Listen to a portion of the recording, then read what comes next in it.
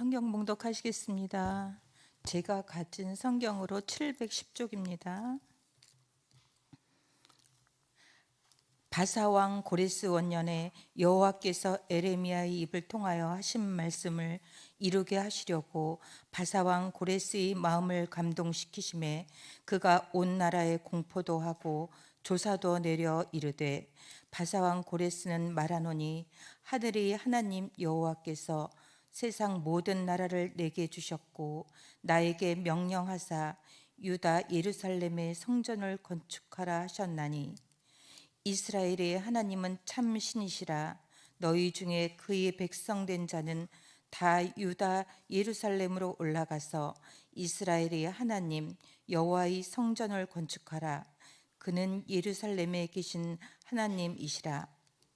그 남아있는 백성이 어느 곳에 머물러 살든지 그곳 사람들이 마땅히 은과 금과 그 밖의 물건과 짐승으로 도와주고 그 외에도 예루살렘에 세울 하나님의 성전을 위하여 예물을 기쁘게 드릴지니라 하였더라. 이에 유다와 베냐민 족장들과 제사장들과 레위 사람들과 그 마음이 하나님께 감동을 받고 올라가서 예루살렘에 여호와의 성전을 건축하고자 하는 자가 다 일어나니, 그 사면 사람들이 은그릇과 금과 물품들과 짐승과 보물로 돕고 그 외에도 예물을 기쁘게 드렸더라. 고레스 왕이 또 여호와의 성전 그릇을 꺼내니 옛적에 느부갓네살이 예루살렘에 옮겨다가 자기 신들의 신당에 두었던 것이라.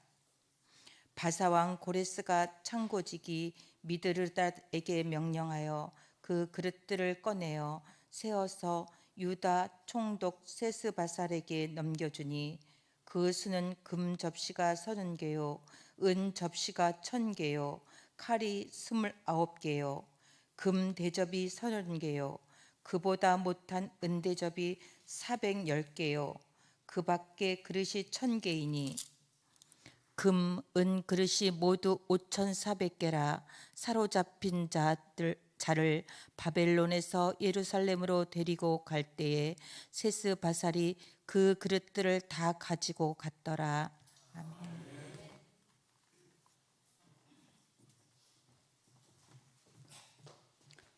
권사님들 나오셔서 특별 찬양하시겠습니다.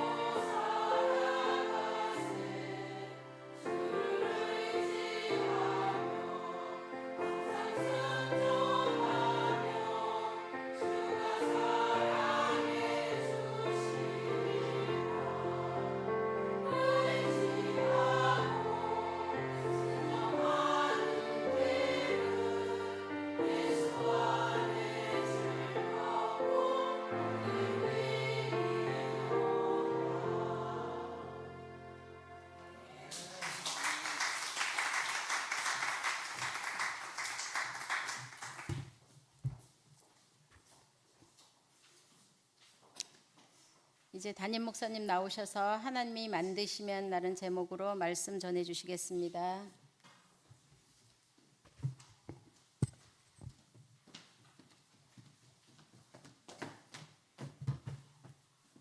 마이크까지 올려주는 그 지혜가 아주 좋습니다. 김재훈 권사님 격려하는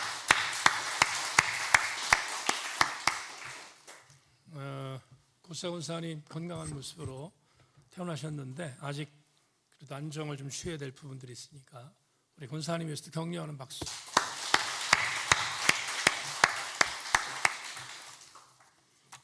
잠시 기도하겠습니다. 하나님 고맙습니다.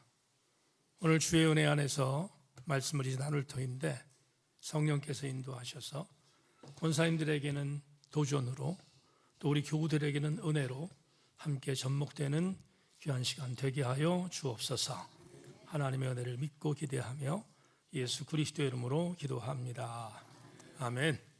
오늘 심재훈 권사님 아까 인사하실 때 잘 나오셨습니다 그렇게 인사하셨는데 조금 좀 2% 부족하죠? 그러니까 일부 예배 때 우리가 인사했던 것처럼 한번 해보십시다. 권사님, 장로님, 집사님에게 라일락 냄새보다 더 아름다운 냄새가 납니다. 이렇게 한번 하겠습니다.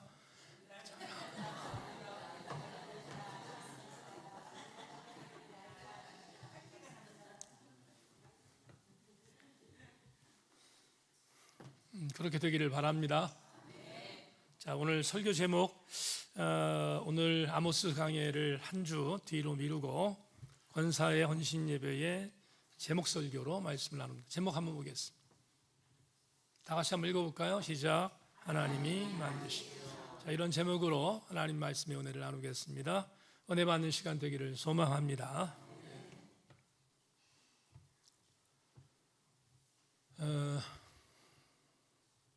독일 출신의 혼성 4인조 락 그룹이 있는데 보니엠이라고 하는 그룹입니다. 이들이 노래 하나를 발표했는데 아주 오래전에 나온 노래인데 그 멜로디 자체가 시체말로 말해서 디스코 리듬입니다. 그래서 많은 사람들이 부르면서 열광했던 노래인데 그 노래가 바로 리버스 오브 바빌론이라는 노래입니다. 사실 오늘 설교를 준비하다가 이 영상을 보여드릴까 하다가 예배 때는 좀 어울리지 않아서 그래서 제가 절제하기로 하고 대신 이 모님이 불렀던 이 노래 리버스 오브 바빌론이라는 이 노래의 가사를 여러분들에게 한번 읽어드리겠습니다. 바벨론의 강가에서 우린 앉아 있었죠. 우리들은 시온을 생각하며 눈물을 흘렸다 합니다. 침략자들이 우리를 끌고 와서 노래를 하래요. 하지만 우리가 어떻게 이방의 땅에서 주님의 노래를 부를 수 있겠어요? 우리를 포로로 잡아간 침략자들이 노래를 하랍니다. 하지만 우리가 어떻게 주님의 노래를 이방인의 땅에서 부를 수 있겠느냐고요. 이 보니엠이라는 이 그룹이 불렀던 이 노래가 이제 말씀드리겠습니다마는 시편 137편을 근거한 그런 노래인데 이 노래가 굉장히 경쾌해서 그래서 많은 사람들이 따라 불렀던 기억이 있습니다. 여하튼 간에 이 보니엠이 불렀던 이 노래의 근거가 되는 성경 구절을 소개합니다. 시편 137편 1절로 9절입니다. 이 구절은 같이 읽겠습니다. 너무 유명한 구절이라서 한번 같이 읽어보겠습니다. 시작. 우리가 바벨론의 여러 강변 거기에 앉아서 시온을 기억하며 울었도다. 그 중에 버드나무에 우리가 우리의 수금을 걸었나니 이는 우리를 사로잡은 자가 거기서 우리에게 노래를 정하며 우리를 황폐하게 한 자가 기쁨을 정하고 자기들 위하여 시온의 노래 중 하나를 노래하라 하미로다. 우리가 이방 땅에서 어찌 여호와의 노래를 부를까? 예루살렘아 예루살렘아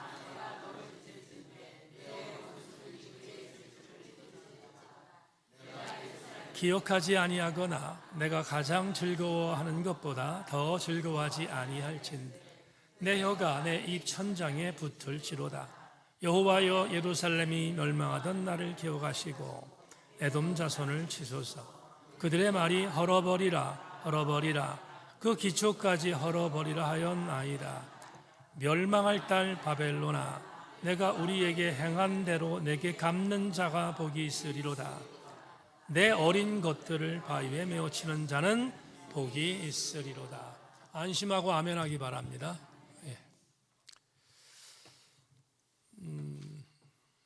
시편 137편은 아주 유명한 시 중에 하나입니다. 지금부터 역사적 배경을 잠시 설명하겠습니다. 시편 137편을 이해하기 위한 역사적 배경을 잠시 소개하겠습니다. 솔로몬이 죽은 이후에 남북이라는 이스라엘이 분열되었습니다. 아시는 것처럼 북쪽은 이스라엘이, 남쪽은 유다가 그렇게 나라를 분열시킨 거죠. 그런데 그 분열의 의미는 사실은 하나님이 분열시킨 것이고 이유는 범죄 때문이었습니다. 하나님과 맺은 언약, 카비난트라고 하는데 이 언약을 깨뜨린 이스라엘을 하나님이 용서하지 않고 분열하게 만듭니다. 북쪽엔 10지파가 나라를 만들었고 남쪽에는 2지파가 형성돼서 나라를 만들었습니다. 그런데 이 나라들도 오래가지 못하고 멸망당하게 되죠.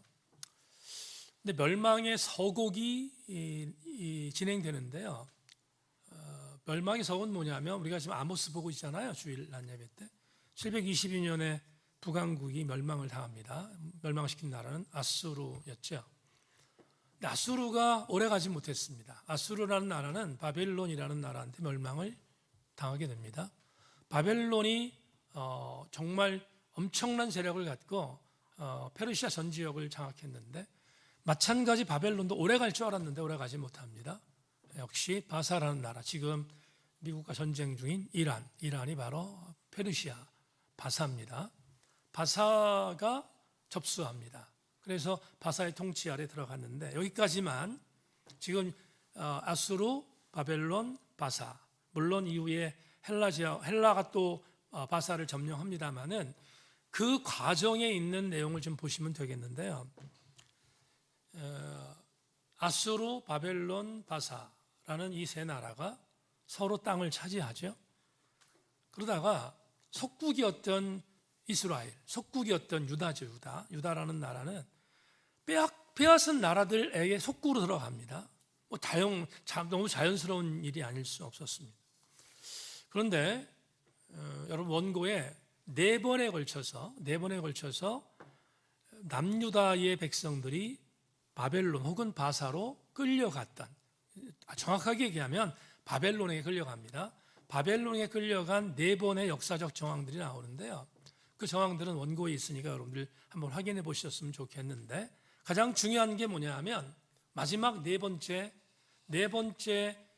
사건인데, 아시는 것처럼 주전 586년에 남유다가 멸망을 당합니다. 멸망을 당하는데 인구의 약 25%입니다. 남유다의 인구의 약 25%가 바벨론으로 끌려갑니다. 거기에는 똑똑한 사람들, 엔텔리, 젊은 사람들, 예를 들어서 우리가 알고 있는 것처럼 이전에 끌려갔던 다니엘, 에스겔 이런 사람과 포함해서 전부 다 해서 약 25% 정도의 인구가 바벨론의 포로로 끌려갑니다. 적지 않은 숫자죠. 적지 않은 숫자인데 대단히 유감스러운 것은 끌려갔는데, 그렇게 정확히 얘기하면 7세기, 6세기에 약 25%의 인구가 바벨론으로 끌려갔는데 이후에 돌아왔다는 어떤 보고는 없습니다. 그러니까 남유다가 얼마나 비참한 역사적 비극을 갖고 있는지 알 수 있습니다. 그런데 드디어 한 2세기 동안 아무런 소식이 없었던 남유다의 백성들이 드디어 꿈에도 그리던 예루살렘 고국으로 돌아가는 메시지가 기록되어 있습니다. 그 기록된 첫 번째 효시가 오늘 에스라입니다. 여러분들에게 읽어드린 에스라인데, 잠깐 이것도 여러분들에게 말씀을 드리겠는데요.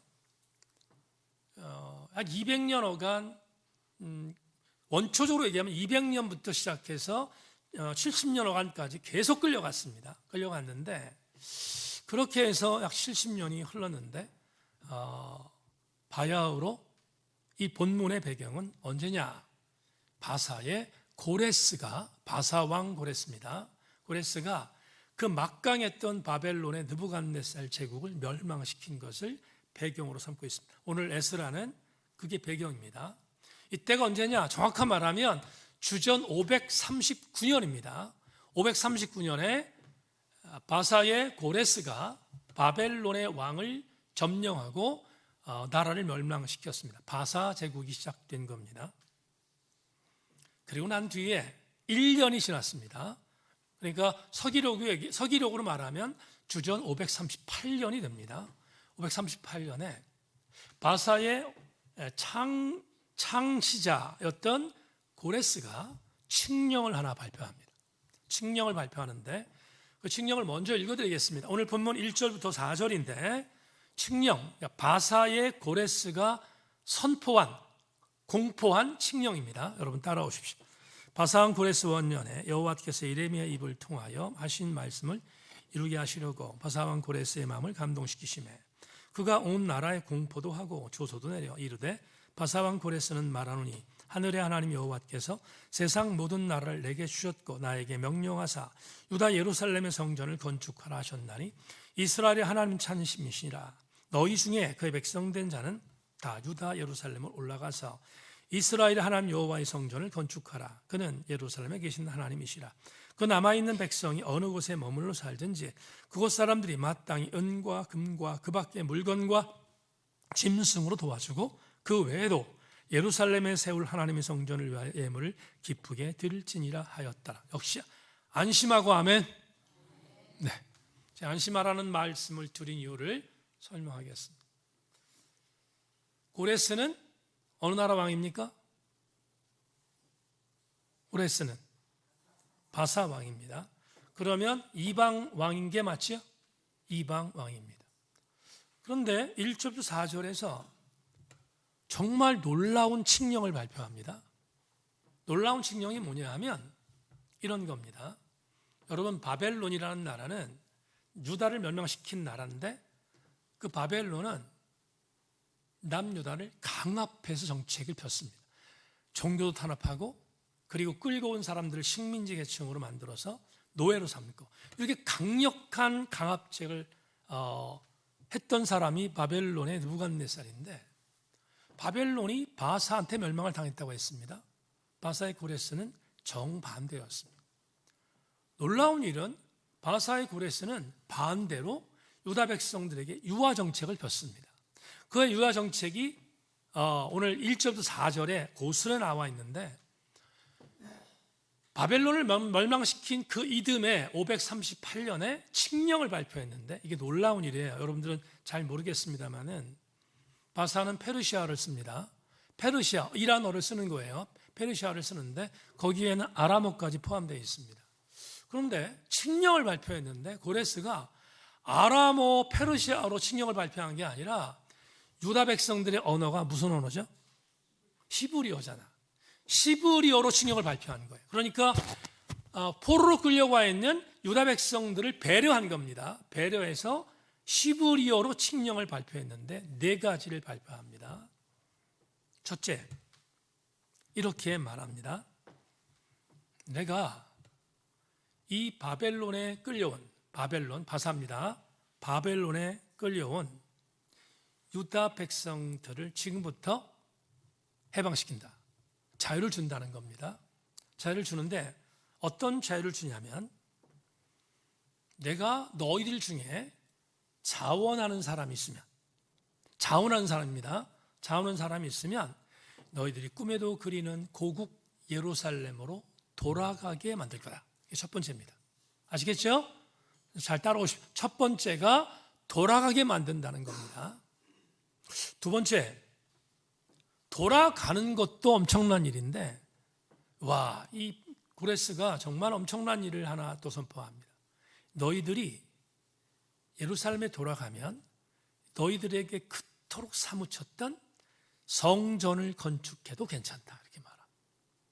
그래서 건축된 게 여러분 아시는 것이 뭐예요? 수룹바벨 성전이죠. 어쨌든 간에 성전도 건축하게 만들 거다 이렇게 말합니다. 놀라운 세 번째 고백이 있습니다. 내가 이렇게 하는 이유는 뭐냐 하면 너희들이 섬기는 하나님이 참 신임을 내가 믿는다 이렇게 말해요. 세 번째의 칙령에 나와 있는 내용입니다. 여러분 1, 2, 3 전부 다 은혜잖아요. 근데 네 번째는 더 은혜입니다. 뭐냐 하면 이렇게 말합니다. 근데 유다 백성들아, 돌아가는 유다 백성들에게 내가 말하는데 너희들 돌아가는 예루살렘 아무것도 없다. 바벨론이 완전히 다 짓밟아서 아무것도 없어. 아무것도 진짜 그랬거든요. 피폐했고 황폐한 땅 아무것도 없었습니다. 근데 돌아가서 성전을 지으려고 하는데 뭘 갖고 줘요? 없잖아 아무것도. 근데 고레스가 이렇게 말합니다. 성전 지으면 성전에 짓는 모든 것들을 내가 대줄 거다 이렇게 말합니다. 네 번째의 칙령의 내용이 바로 그래서 풀어서 말씀드린 겁니다. 네 가지의 칙령을 그것도 시브리어로 선포한 겁니다. 얼마나 큰 은혜인지 몰라요. 정말 큰 은혜입니다. 자 보세요. 조금만 더 접근합시다. 여러분 오늘 본문이 참 은혜롭거든요. 이렇게 칙령을 발표했습니다. 발표했는데 마지막 부분을 좀 여러분들에게 좀 드리고 싶은데요. 뭐냐 하면 이런 겁니다. 너희들 가서 성전을 지을 건데 성전 지을 때 너희들이 뭐 가진 게 없어서 지을 수 없는데 내가 도와줄 거야.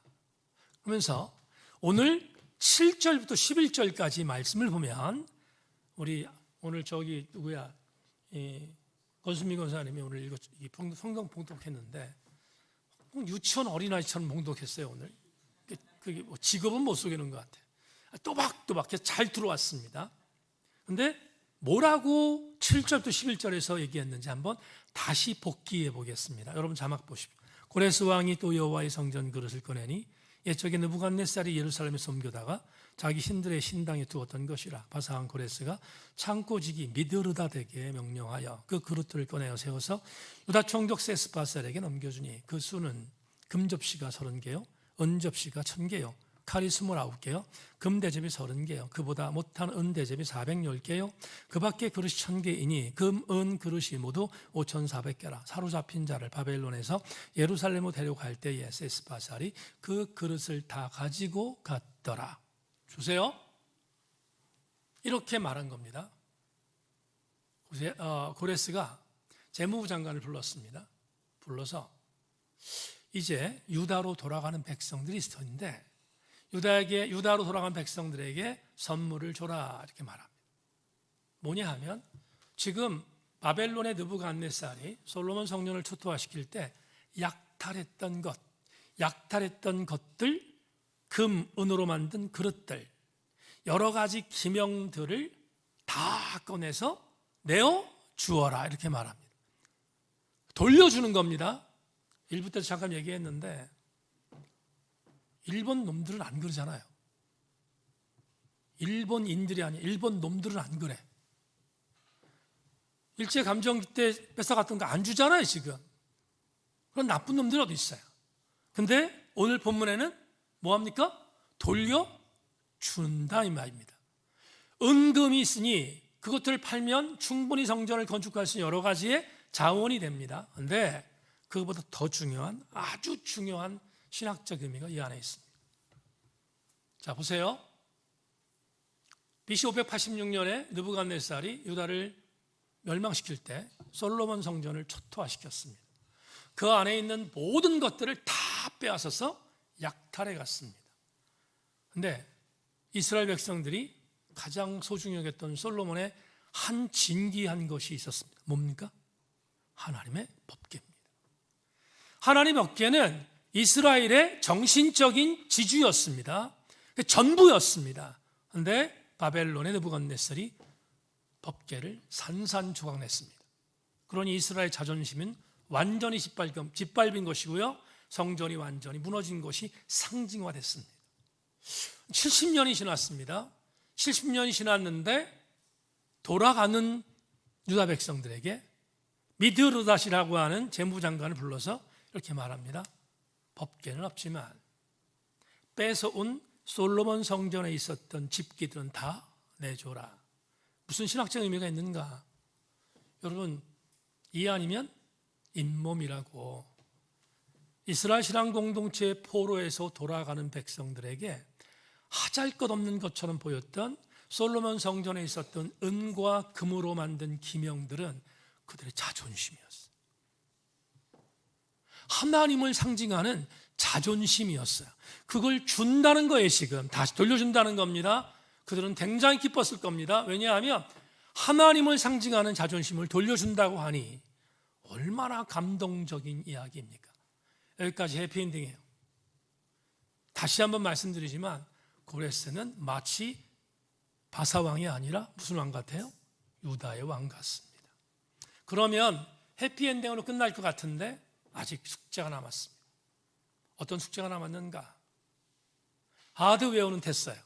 하드웨어는 됐습니다.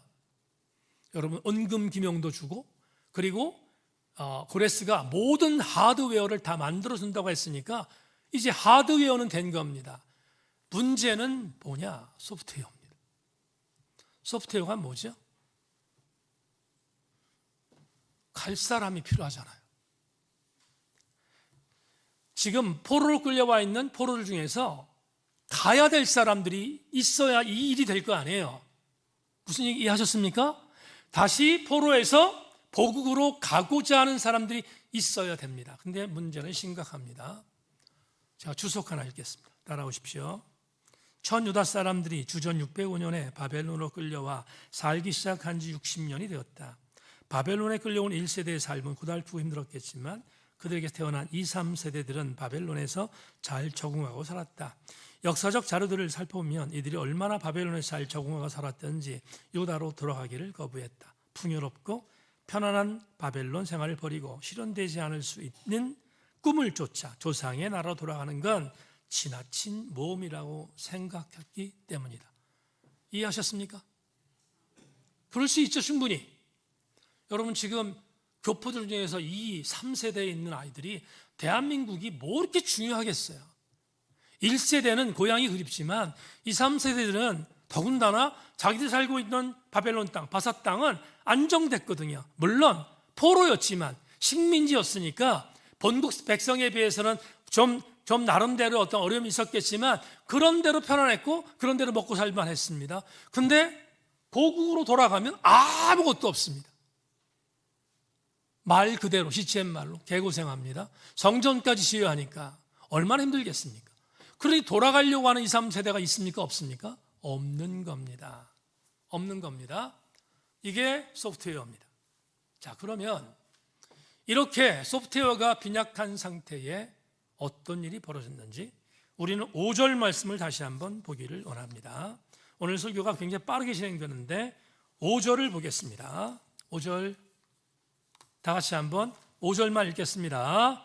시작. 이에 유다와 베냐민 족장들과 제사장들과 레위 사람들과 그 마음이 하나님께 감동을 받고 올라가서 예루살렘의 여호와의 성전을 건축하고자 하는 자가 다 일어났다. 아멘. 저를 보세요. 유다 예루살렘으로 돌아가려고 하는 소프트웨어가 빈약했습니다.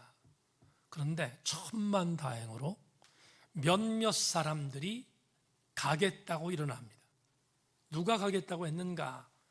5절에 유다 지파 사람들, 그 다음에 두 번째 베냐민 지파 사람들, 세 번째 레위 지파 사람들과 네 번째 제사장이었습니다.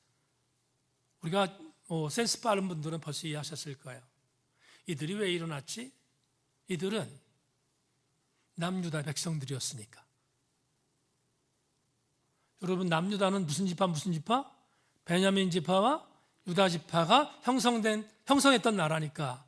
그래도 이들은 다른 지파에 비해서 이들은 자기 고국이라는 인식이 있었으니까 이들 중에 전부 다는 아닙니다. 남은 자들이 돌아갔다. 5절에서 말을 합니다. 5절에서 또 한 가지. 여러분, 제사장들과 레위 지파 사람들은 성전을 관리하잖아요. 성전 관리잖아요. 근데 바벨론엔 성전이 있습니까? 없습니까? 없습니다. 그들은 할 일이 없었습니다. 그래서 돌아가야 본인들의 지파에 주어진 하나님의 명령을 수행할 수 있으니까 제사장 지파와 레위 사람들은 돌아가기로 결심했습니다. 그래서 그들 남은 자들이 돌아왔음을 5절이 우리한테 말합니다. 자, 그런데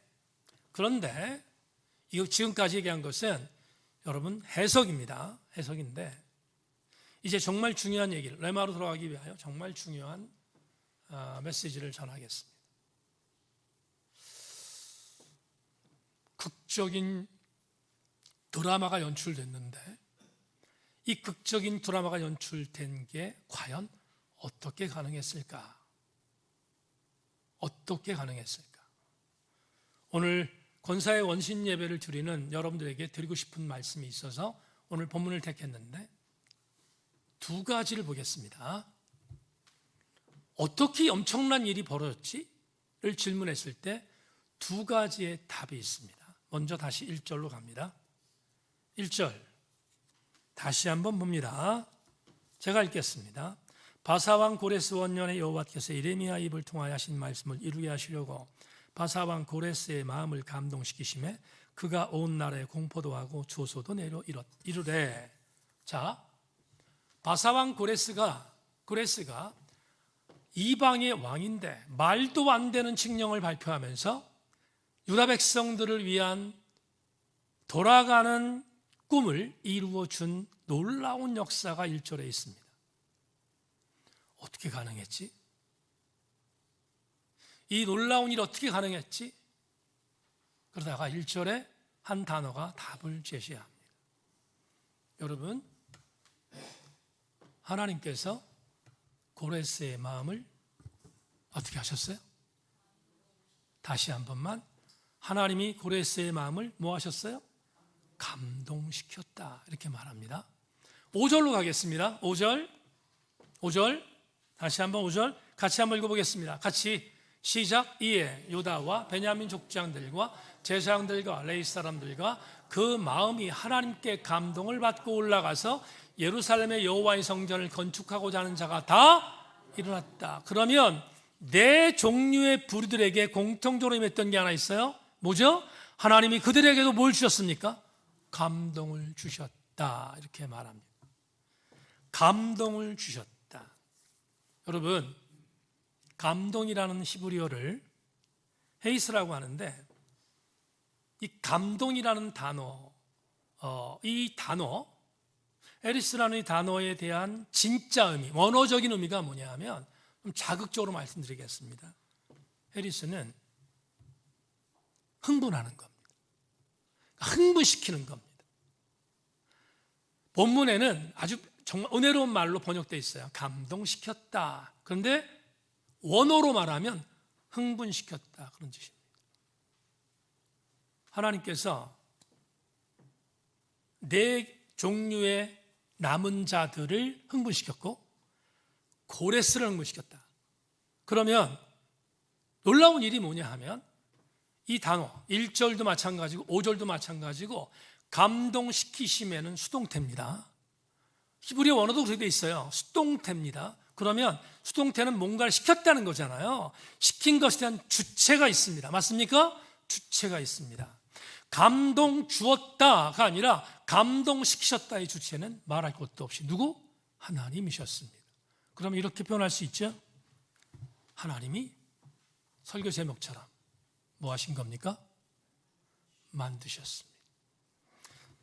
또 하나 제가 주석 하나 읽겠습니다.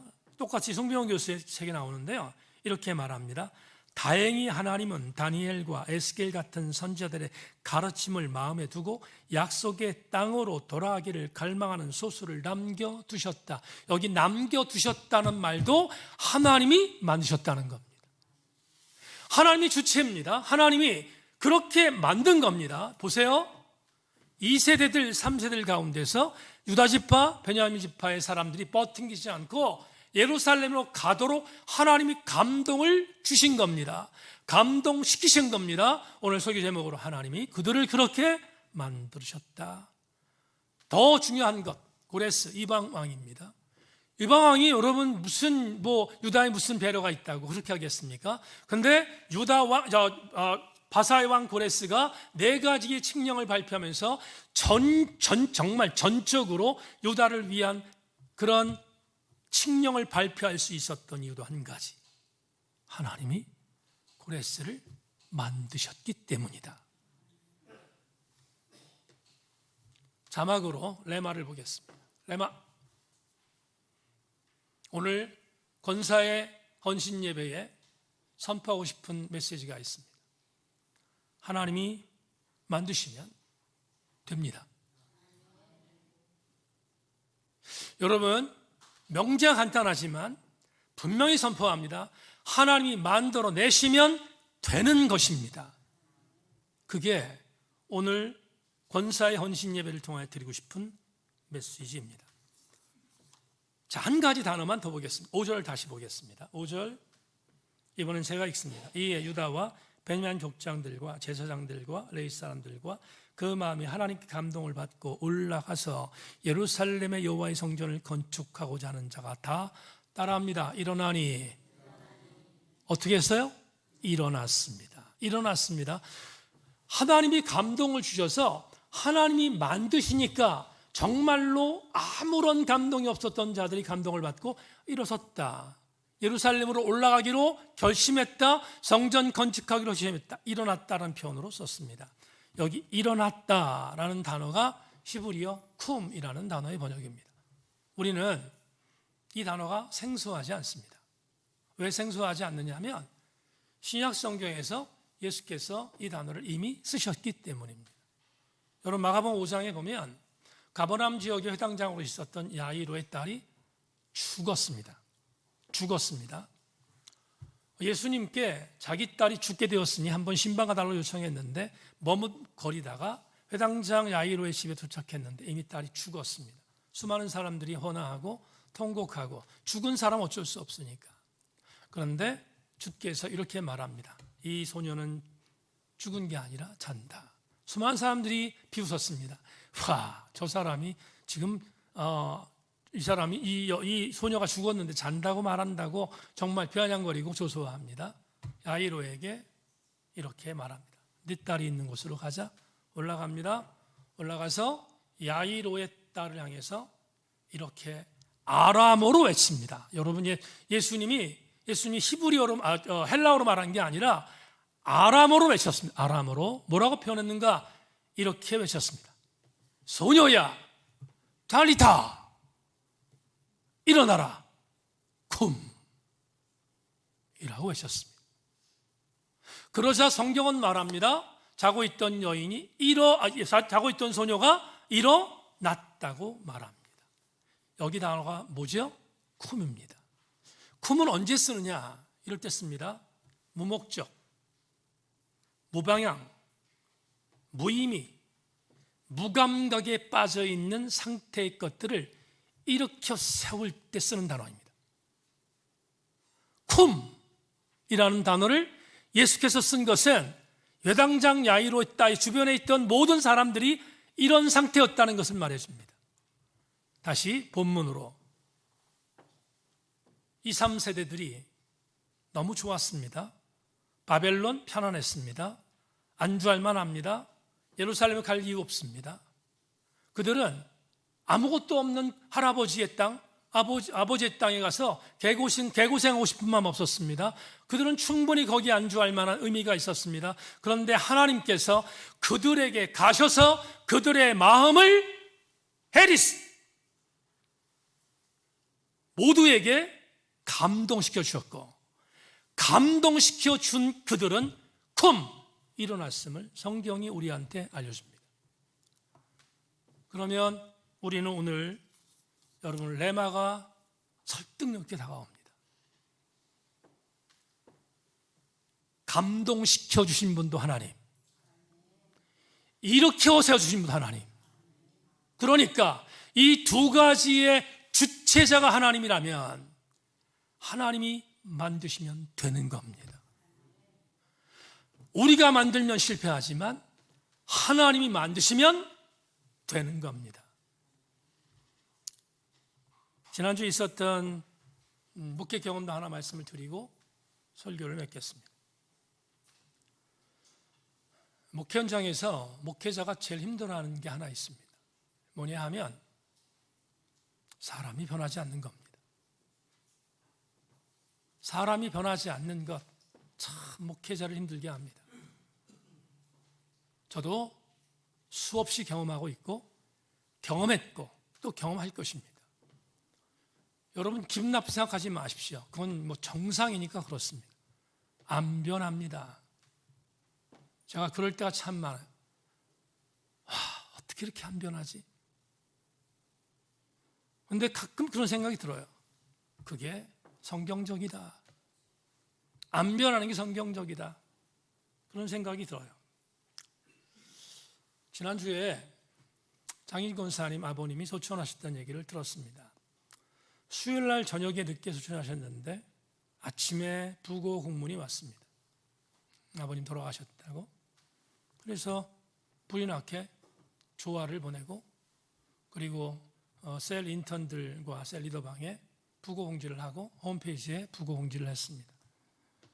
그리고 남동생이 다니는 교회에 목사님이 오셔서 장례 예배를 인도하니까 그러니까 우리는 가서 위로 예배만 드리는 상황이 돼서 위로 예배 스케줄을 공지했습니다. 대구가 빈소니까 여기서 대구까지 2시간 정도 걸리니까 오후 6시에 출발하는 것으로 그렇게 공지를 했습니다.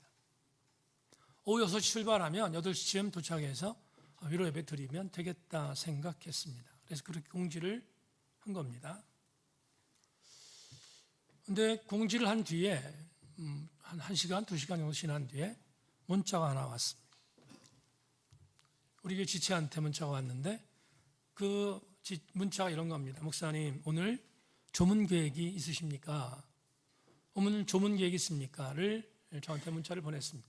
아마도 아직까지 교회의 공지가 그 지체에게 도착하지 않았던 것 같습니다. 그래서 저한테 조문 계획이 있냐고 하길래 다시 문자를 보냈습니다. 우리 교회에서 6시에 출발해서 8시쯤 도착해서 위로 예배 드릴 겁니다. 그랬더니 그 지체가 맞춰서 하겠습니다. 이렇게 문자가 왔는데 그 지체의 동선은 그겁니다. 집이 수원입니다. 학교도 근처입니다. 그런데 스케줄을 보니 수원에서 그 시간에 KTX를 타고 대구에 가는 스케줄이 없는 겁니다. 그래서 어떻게 했느냐 하면 서울역까지 수원에서 가서 서울역에서 KTX 타고 대구로 가는 스케줄이 맞아서 그걸 맞춰서 내려왔고 그리고 그렇게 해서 만나면 예배를 드릴 수 있겠다 생각했는데 사달이 벌어졌습니다. 여러분 우리 교회 봉고차가 110km 이상을 못 밟습니다. 우리가 출고할 때 110km 미만으로 달릴 수 있도록 제한법이 있어서 아무리 엑셀레이터를 밟아도 110km 이상이 안 나갑니다. 그걸 생각을 못했습니다. 8시에 도착해야 되는데 8시 반에 도착했습니다. 안 나가니까. 그런데 거의 1시간 정도 달렸는데 거의 대구에 이제 도착지 1시간 정도가 남았는데 문자가 하나 왔습니다. 그 지체한테 왔습니다. 목사님, 저는 문상을 하고 조문을 마치고 먼저 도착해 있는 서희 집사님과 함께 교제하고 장인 권사님 위로하고 그리고 저는 먼저 올라갑니다. 이유인 즉슨 내려올 때와 똑같습니다. 대구에서 수원까지 가는 KTX가 없고 서울까지 가는 곳밖에 없는데 거기까지 가서 다시 내려와서 집으로 가야 되니까 그 스케줄을 마치다 보니 어쩔 수 없이 그렇게 하게 됐습니다. 문자에 뭐라고 했냐면 이렇게 왔습니다. 목사님, 정말로 목사님이 인도하시는 위로 예배에 참석하고 싶었는데 정말 속상합니다. 이렇게 문자가 왔습니다. 우리는 8시 반에 도착해서 예배를 드리고 그리고 우리도 그날 12시쯤 도착했습니다. 제가 이 이야기를 왜 드리는가 하면 그 지체의 문자와 그날 조문의 동선을 확인하다가 많은 생각이 들었습니다.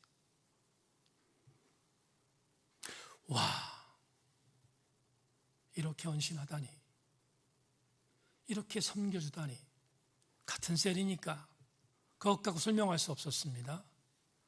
여러분, 2시간 반, 그것도 직장에서 끝나고 대구까지 내려와서 직접 수원까지 가는 편도로 가는 게 아니라 서울역까지 가서 다시 내려오는 불편이 있었습니다.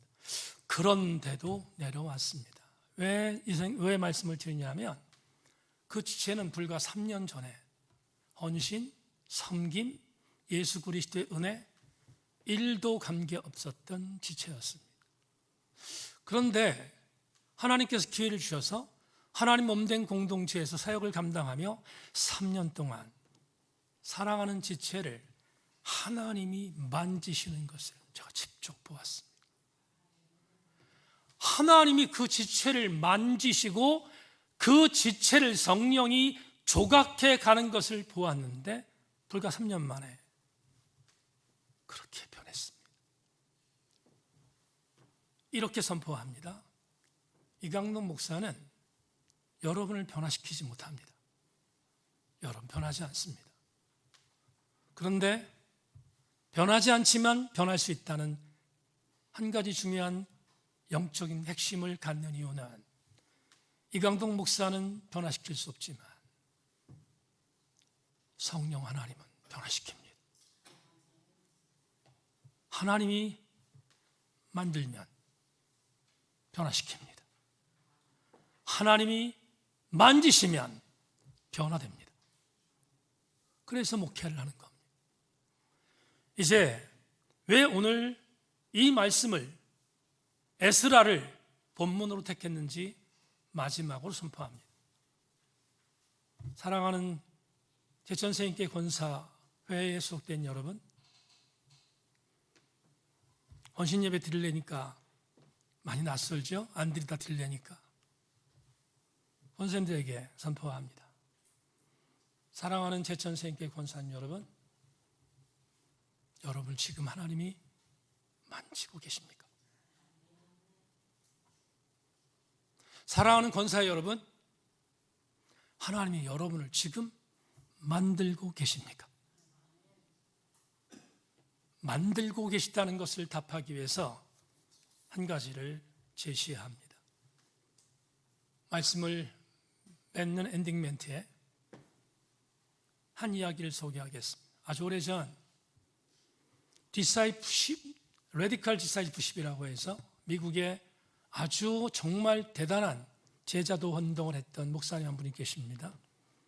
미국의 엘리베이션 교회 담임 목사님 스티븐 포틱입니다. 스티븐 포틱이 그의 책에서 죽도록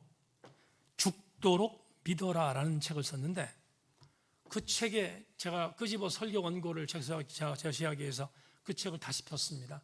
한 10여 년 이상 된 책이었는데, 그 책을 다시 보니까 거의 대부분 미출이었습니다. 그만큼 그 책이 은혜를 받았던 기억이 생생했는데, 그 중에 한 문장을 소개하겠습니다. 아프리카 복음 전도에 일생을 바친 독일 출신의 선교사 라인하르트 본케가 해석한 마태복음 14장 29절의 해석을 들은 적이 있다. 오라 하시니 베드로가 배에서 내려 물 위로 걸어서 예수께로 가되, 본케는 이 구절을 파격적으로 해석했다. 예수께서 베드로에게 오라고 명하셨을 때 베드로는 물 위를 걸은 것이 아니다.